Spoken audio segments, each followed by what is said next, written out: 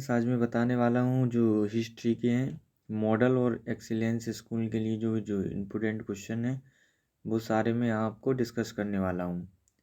आइए देखते हैं ये जो वीडियो है, ये जो हिस्ट्री क्वेश्चंस हैं वो 3 या 4 टर्म में बनाए जाएंगे, 4 या पार्ट 5।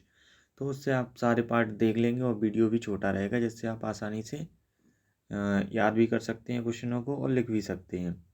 आइए देखते हैं। सबसे पहले जो है ना, यदि आपने चैनल को सब्सक्राइब नहीं किया है तो चैनल को सब्सक्राइब कर लें और वीडियो को लाइक नहीं किया है तो वीडियो को लाइक करें और दोस्तों के साथ ज़्यादा से ज़्यादा शेयर करें जिससे उनके पास भी ये जानकारी पहुंच सके। आइए देखते हैं। क्वेश्चन नंबर 1 दिया रखा है यहाँ पर।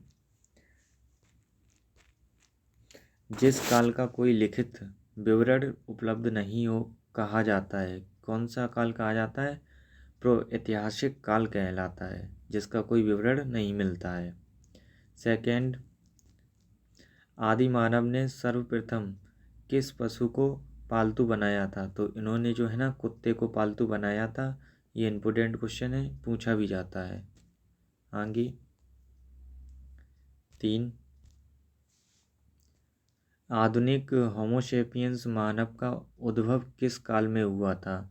तो इनका जो उद्भव है उच्च पुरापाषाण काल में हुआ था। ये भी इम्पोर्टेंट क्वेश्चन है, इसे ध्यान रखिएगा। 4, मानव ने आग का प्रयोग किस काल में प्रारंभ किया? तो इन्होंने है ना नवपाषाण काल में आग का प्रयोग करना प्रारंभ किया। ये सारे ही जो हिस्ट्री क्वेश्चन है बहुत ही इंपॉर्टेंट हैं। 4 से 5 नंबर जो है ना मॉडल एक्सीलेंस स्कूल के जो एंट्रेंस एग्जाम होते हैं उनमें आते हैं। 5, मानव ने सर्वप्रथम किस धातु का प्रयोग किया? तो जो है ना तांबे का उपयोग किया। ये इंपॉर्टेंट क्वेश्चन, ये आ चुका है एक बार क्वेश्चन। 6, मानव द्वारा उपयोग में लाई गई पहली फसल थी गेहूँ थी। कौन सी फसल थी? गेहूँ। ये भी इम्पोर्टेंट क्वेश्चन है।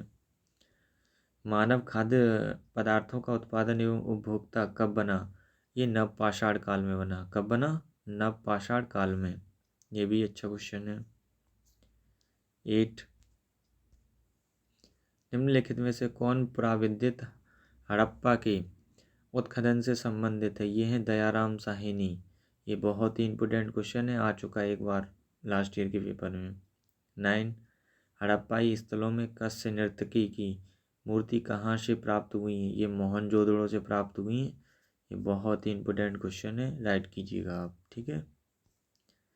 और यहाँ पर 10, प्रसिद्ध पशुपति की मोहर कहाँ से मिलती हैं? ये जो है ना मोहनजोदड़ो से मिलती हैं, ये ध्यान रखना। ये जो स्थान है अभी वर्तमान पाकिस्तान में है। 11, सिंधु सभ्यता में गोदीवाड़ा का साक्ष्य कहाँ से मिलता है? ये जो है ना लोथल से मिलता है। गोदीवाड़ा का साक्ष्य कहाँ से मिलता है? लोथल से। 12, सिंधु सभ्यता में विशाल स्नानागार कहाँ से प्राप्त हुआ? ये जो है ना मोहनजोदड़ो से प्राप्त हुआ। कहाँ से? मोहनजोदड़ो। 13, पुरात वेदता सिंधु सभ्यता की सर्वमान्य तिथि थी 2500 से 1750। ये भी है ना अच्छा क्वेश्चन है। 14, भारत में मूर्ति पूजा का आरंभ कब से माना जाता है? ये सिंधु सभ्यता से है ना मूर्ति पूजा का आरंभ माना जाता है। 15, ऋग्वैदिक आर्य किसकी पूजा करते थे? ये प्रकृति की पूजा करते थे। किसकी? प्रकृति की। नेक्स्ट 16, आर्य भारत में सबसे पहले कहाँ बसे? ये सप्त सैंधव्य प्रदेश में बसे। आर्य कहाँ पर बसे हैं? सप्त सैंधव्य प्रदेश में। 17, आर्यों का मूल निवास स्थान कहाँ पर है? एशिया माइनर में। कहाँ पर है? एशिया माइनर में।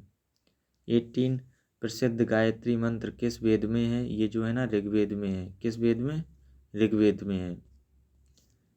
19, सत्य में जीतिए उक्ति कहाँ से ली गई है? ये मुंडकोपनिषद से ली गई है। ये भी जो है ना ये दोनों क्वेश्चन आ चुके हैं, तो बहुत ही इंपॉर्टेंट क्वेश्चन है। आप इन्हें है ना लिखते जाइए और याद भी करते जाइए। जो सत्य में जीतिए उक्ति है वो कहाँ से ली गई है? मुंडकोपनिषद से। आगे देखते हैं 20, ऋग्वेद का नमा मंडल निम्न में से किस एक को समर्पित सूक्तों का संग्रह है? ये जो है ना सोम को समर्पित है। 21 निम्न में से प्राचीनतम वेद कौन सा है? ये जो ऋग्वेद है ना, ये सबसे प्राचीनतम वेद है, इसे ध्यान रखना, ठीक है। कई बार पूछा गया, ये 2021 में भी पूछा गया क्वेश्चन है। 22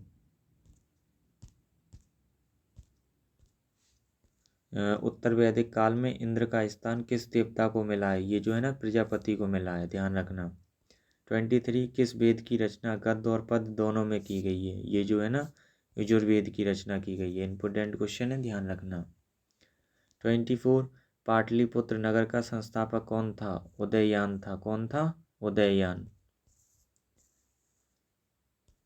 25 हर्यक वंश ने किस शासक की उपाधि कुंडिक थी? ये तो है ना, अजातशत्रु की थी। किसकी?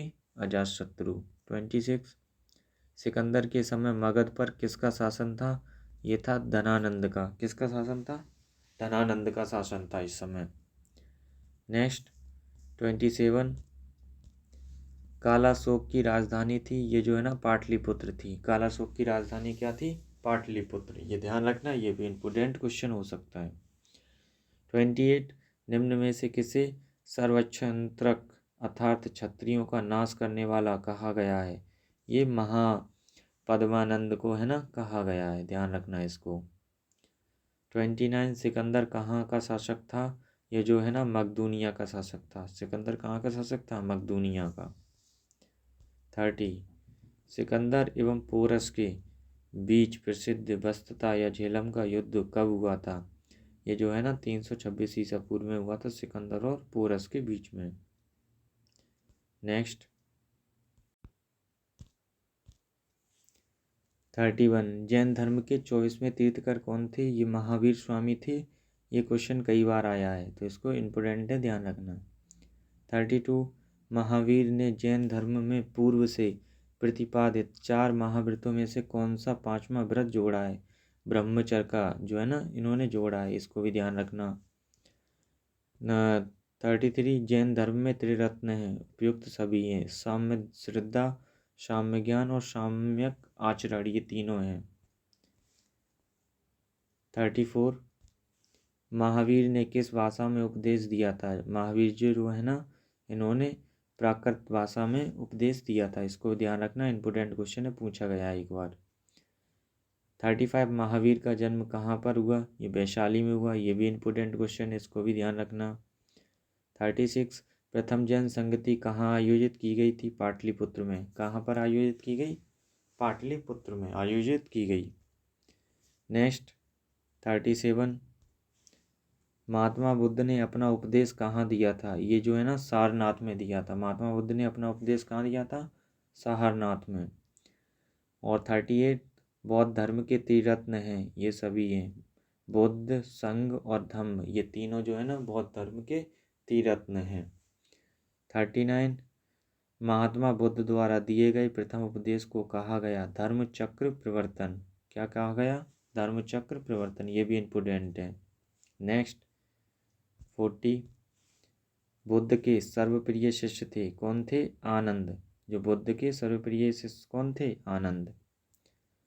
41 चंद्रगुप्त मौर्य की प्रधानमंत्री था, कौन था? चाणक्य। ये भी इम्पोर्टेंट क्वेश्चन है। चंद्रगुप्त मौर्य के जो प्रधानमंत्री कौन थे? चाणक्य। और 42 चंद्रगुप्त मौर्य ने अपना अंतिम समय कहाँ बिताया था? ये जो है ना, शिवड़ बेलगोला में इन्होंने है ना, अपना समय बिताया था। 43 ये इम्पोर्टेंट क्वेश्चन है, मैगस्थनीज किसका राजदूत था? ये सेलुकस का था। मैगस्थनीज किसका राजदूत था? सेलुकस का। किसका? सेलुकस। नेक्स्ट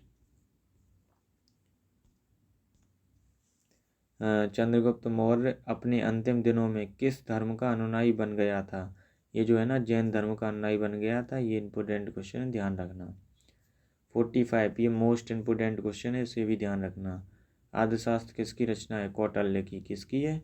कौटिल्य की। इसमें सारी राजनीति है, ना कि इकोनॉमिक्स। नाम से ऐसा लगता है कि इकोनॉमिक होगी, लेकिन नहीं, इसमें सारी की सारी राजनीति बताई गई है इस बुक में। और ये चाणक्य ने जो है ना, चाणक्य का ही नाम दूसरा कौटिल्य है। अशोक ने कलिंग पर कब आक्रमण किया था? 261 ईसा पूर्व में जो है ना, अशोक ने कलिंग पर आक्रमण किया था। नेक्स्ट 47 इंडिका किसकी रचना है? तो इंडिका जो है ना मैगस्थनीज की रचना है। ये क्वेश्चन एक बार पेपर में आया था, तो इसको ध्यान रखना और याद भी कर लेना। 48 बौद्ध धर्म के प्रचार के लिए अशोक ने किसे श्रीलंका भेजा था? जो है ना ये ए और बी, महेंद्र और संघमित्रा को जो है ना श्रीलंका भेजा था।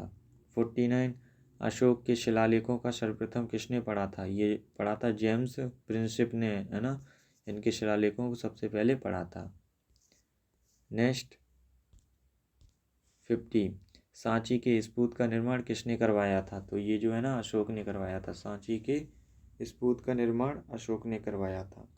इस वीडियो में हम यहीं पर अब अगली वीडियो में जो है ना 51 से 100 तक के क्वेश्चन डिस्कस करेंगे। तो है ना आप दूसरा पार्ट ज़रूर देखिएगा। अभी के लिए जय हिंद। यदि आपने चैनल को सब्सक्राइब नहीं किया है तो चैनल को सब्सक्राइब कर लें और वीडियो को लाइक करें और दोस्तों के साथ ज़्यादा से ज़्यादा शेयर करें, जिससे उन्हें भी ये जो है ना मॉडल और एक्सीलेंस की जो है ना बेस्ट सीरीज चल रही है, इसमें जो क्वेश्चन आपको कराए जा रहे हैं इससे 100% क्वेश्चन आने की संभावना है। और आपका ये क्वेश्चन आप तैयार कर लेते हो सारे के सारे, तो आपका पेपर 100% निकलना है। ओके देन, मिलते हैं नेक्स्ट वीडियो में। Thank you.